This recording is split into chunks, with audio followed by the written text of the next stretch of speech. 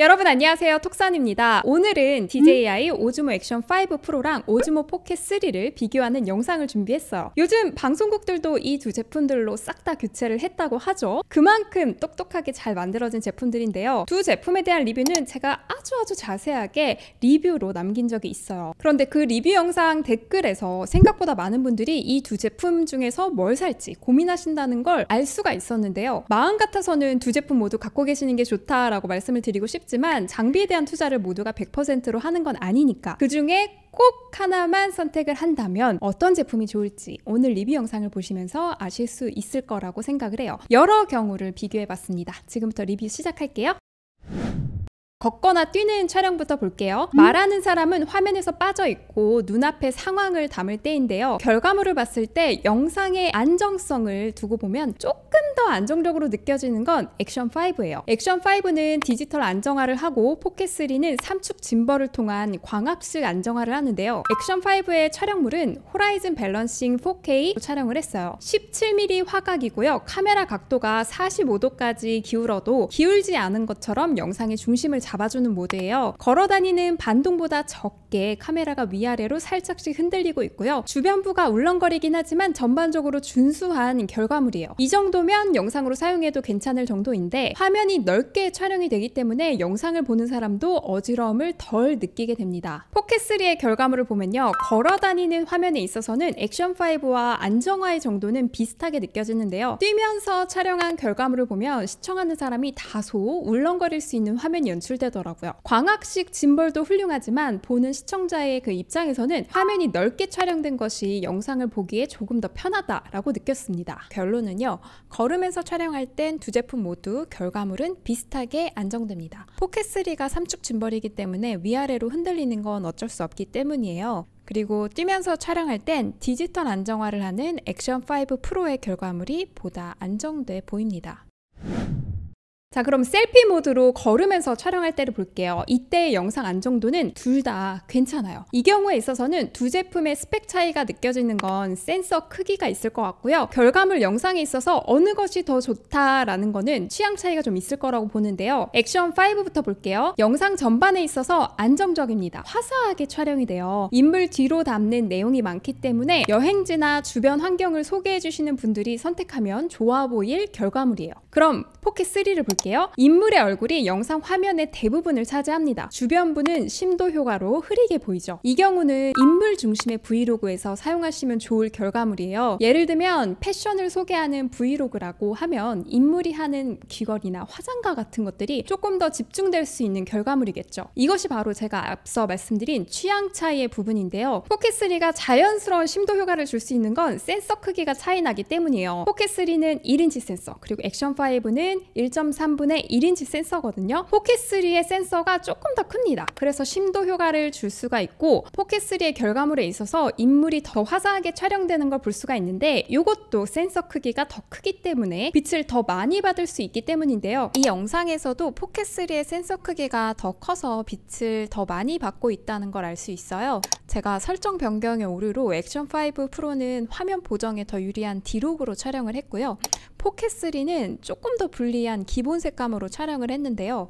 그럼에도 불구하고 제가 색 보정을 하고 나서 결과물을 봤을 때 포켓3가 받는 빛이 더 많아서 전반적으로 색감이 화사하게 표현이 됐고 더 괜찮은 영상이 나와요. 이거는 센서 크기의 차이로 인한 그 빛을 받는 것이 다르기 때문에 포켓3가 조금 더 영화 같고 인물을 화사하게 표현해 주는데 유리합니다. 화각 차이를 보여드릴게요. 포켓3의 크리에이터 콤보에 광각 렌즈를 착용하면 15mm가 되지만 저는 기본 20mm로 사용하고 있거든요. 포켓3 20mm랑 액션5 14mm의 화각 차이를 보여드릴게요. 포켓3도 좁은 화각은 아닌데 액션5와 비교하면 화각 차이는 꽤 납니다. 화면을 고정시키고 화각차를 비교하자면 이 정도의 화각 차이가 나지만 걸어다니면서 촬영할 때는 이것보다는 적게 나요. 왜냐하면 액션5에서 안정화 기능을 켜야 하기 때문이에요. 안정화 기능을 켰을 때 최고 많이 좁아질 때는 액션5는 17mm까지 화각이 좁아지는데 그래도 포켓3보다는 넓은 화각으로 촬영이 됩니다.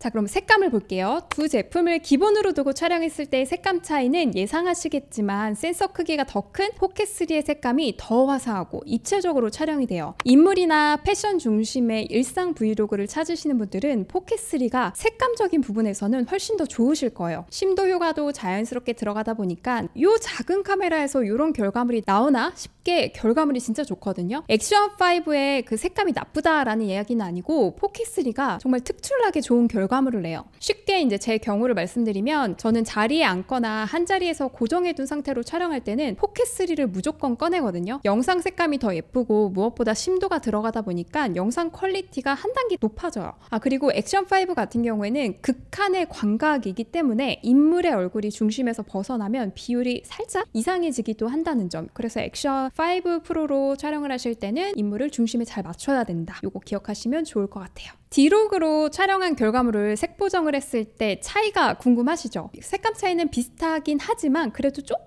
더 괜찮은 결과물은 포켓3로 촬영했을 때 조금 더 드라마틱하게 더 괜찮더라고요. 포켓3와 액션5 프로 모두 마이크 3개가 탑재되었는데요. 사운드 결과물을 보면 포켓3가 수음이 더 잘 되는 걸 알 수 있어요. 그래서 지금 호라이즈 밸런싱 4K24로 액션캠을 찍고 있고요. 그래서 지금 호라이즈 밸런싱 4K24로 액션캠을 찍고 있고요. 액션5 프로는 액션캠의 특징 중 하나인 약간은 먹먹하고 울리는 소리가 나거든요. 제가 이전에 액션5 프로 리뷰를 하면서도 말씀을 드렸는데 DJI에서 추가로 구입할 수 있는 블루투스 무선 마이크가 정말 너무너무 좋아요. 그래서 저는 이거 꼭 같이 구입하셔서 사용하시는 걸 추천을 드리는데요. 마이크 연결도 한번 연결하고 나면 이후부터는 전원을 켜게 되면 따로 설정할 필요 없이 즉시 연결되는 방식이라 편하고요. 마이크 수음 정도도 디스플레이에서 볼 수가 있어요. 무엇보다 수음이 너무 잘 됩니다. 그래서 브이로그나 리뷰 영상 그리고 스튜디오 촬영 모두 마이크를 추가 장착하시라고 강력 추천드리고 싶어요. 살짝 아쉬운 점은 마이크2의 DJI라는 브랜드 로고명이 한눈에 너무 잘 보인다는 게 아쉬운 부분이긴 한데 나중에 이 디자인은 좀 플레인하게 나왔으면 좋겠어요. 전반적인 룩을 좀 해치는 부분이 있어서 이 부분이 상당히 아쉽긴 한데 그 정도를 감수할 만큼 또 수음이 정말 좋습니다.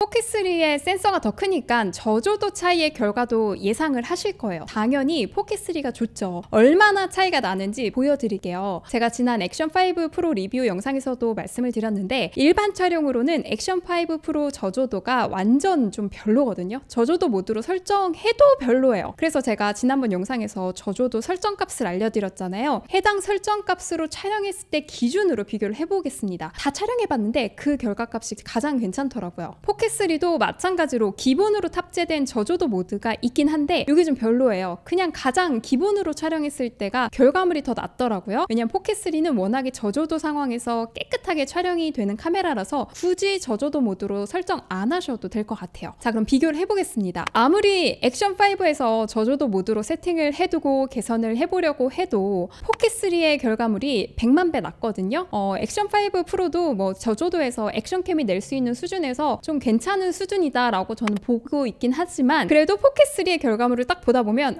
훨씬 낫네 라고 느껴져요. 하드웨어 스펙은 절대 따라갈 수가 없겠더라고요. 포켓3가 저조도 면에서는 정말 압도적이고요. 지금 보시는 화면에서도 실제로 여길 걸어가면서도 빛이 진짜 없어가지고 캄캄하다 느꼈는데 액션5 프로는 형체를 좀 알아보기가 어렵잖아요. 근데 포켓3 같은 경우에는 그래도 괜찮게 쓸만한 영상이 만들어지더라고요. 그래서 또 한번 포켓3가 저조도에서 진짜 강하다라고 느낀 영상이었는데요. 밤에 촬영을 주로 하시고 빛이 조금 적은 곳에서 촬영을 하신다라고 하면 포켓3가 압도적으로 좋습니다. 댓글 중에 공연장에서 촬영할 계획인데 괜찮을지에 대해 물어보신 분이 계셨어요. 일단 액션5는 줌인도 안 되고 어두운 공연장이라고 하면 저조도에서 상대적으로 아쉬움이 있으니까 제외하고요. 포켓3는 어두운 곳에서 밝게 촬영이 되긴 하지만 2배 줌인밖에 되지 않는다는 아쉬움이 있습니다. 저는 그래서 공연장에 가면 전반적인 건 포켓3로 촬영을 해요. 왜냐하면 아이폰보다 더 밝게 나오거든요. 그러다가 줌인을 해야 된다라고 하면 아이폰을 듭니다. 물론 촬영을 하고 나서 편집으로 줌인을 하면 더 낫겠지만 즉시성이 좀 떨어져서 그렇게는 또 잘 안 쓰게 되더라고요. 슬로우 모션에 있어서는 포켓3의 결과물이 정말 넘사벽으로 좋아요. 4K 120프레임으로 촬영한 결과물은 정말 이건 뭐 작은 카메라로 이게 된다고 싶은 느낌으로 결과물을 내주는데, 저는 이거 촬영하고 결과물 보면서 또 한 번 감탄을 했거든요. 액션5 프로도 4K 120프레임으로 촬영을 했어요. 이 역시도 슬로우 모션이 좋은 편이긴 해요. 그런데 슬로우 모션에서 심도 효과가 들어가게 되면 영상미가 한 번에 부스트가 되거든요. 슬로우 모션에서도 자연스러운 심도 효과를 내는 포켓3의 그 결과물이 압도적으로 좋습니다. 릴스와 같은 짧은 영상에도 슬로우 모션이 살짝 들어가기만 해도 영상미를 올려주는데요. 이 포켓3가 크기 대비 주는 이 영상 퀄이 정말 대단합니다.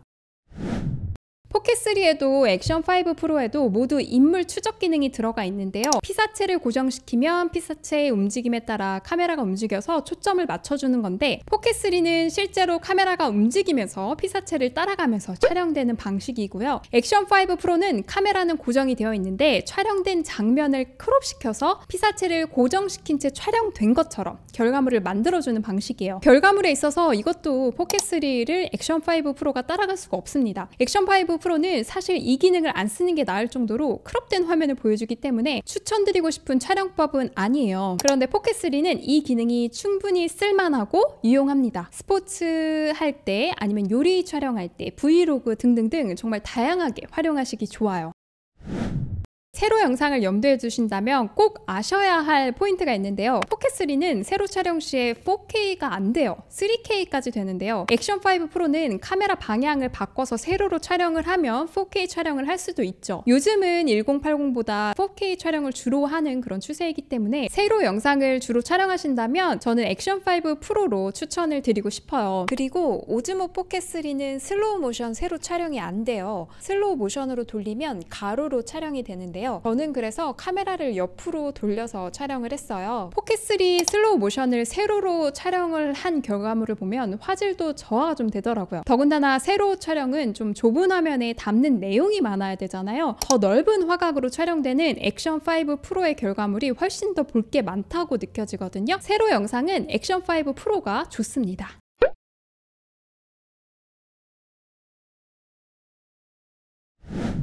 화면의 다양성으로는 액션캠만한 게 진짜 없거든요. 함께 사용할 수 있는 액세서리가 무궁무진하게 많아서 생각지도 못한 그런 구도를 만들어낼 수가 있거든요. 다양한 촬영 구도의 측면에 있어서는 포켓3가 약합니다. 포켓3는 세워두는 정도로만 사용하실 수가 있고, 세워뒀을 때도 바람이 불면 좀 흔들릴 것 같은 때도 있었어요.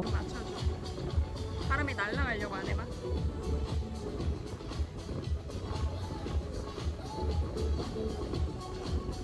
워낙 작고 얇고 가볍고 카메라 렌즈의 방향도 잘 돌아가서 카메라의 내구성에 있어서 불안할 때가 많거든요. 늘 조심조심 하면서 갖고 다니는 게 포켓3예요. 그 반면에 액션5 프로 같은 경우에는 저는 뭐 입에 물고 쓸 때도 있고 목에 이렇게 딱 걸치고 쓸 때도 있고 되게 다양하고 자유롭게 쓰는데 그만큼 영상의 구도가 아주 다양해집니다. 오늘은 오즈모 액션5 프로와 포켓3 중에서 뭘 살지 고민하시는 분들을 위한 영상을 만들어 봤는데요. 촬영하시는 이 환경의 경우가 워낙 다양하고 많기 때문에 오늘의 영상이 모든 답변이 되지는 않았을 수도 있겠지만 그래도 어느 정도 두 제품의 특징을 구분을 해서 보여드렸던 것 같아요. 여러분들께서 참고 정도 하시라고. 저라면 두 제품 중에서 뭘 선택할지에 대해서 좀 가정을 해볼게요. 만약 제가 80만 원이 있는데 단 하나의 카메라를 살 수 있다라고 하면 일상이나 여행 유튜버일 경우 실내외 촬영을 하고 물속에서든 운동을 하면서든 여행을 하면서든 다 사용해야 하는 그런 브이로그 유튜버라고 하면 저는 액션5 프로를 구입할 것 같아요. 마찬가지로 테크 유튜브를 준비를 하는데 둘 중에 단 하나의 장비를 선택해야 한다면 테크 유튜브는 뭐 실내 촬영을 주로 하고 영상미가 중요하잖아요. 그래서 저는 포켓3로 선택을 할 것 같거든요. 실내에서 운동을 가르쳐주는 운동 유튜버다라고 하면 더 넓은 화각으로 촬영할 수 있고 구도를 다양하게 촬영할 수 있는 액션5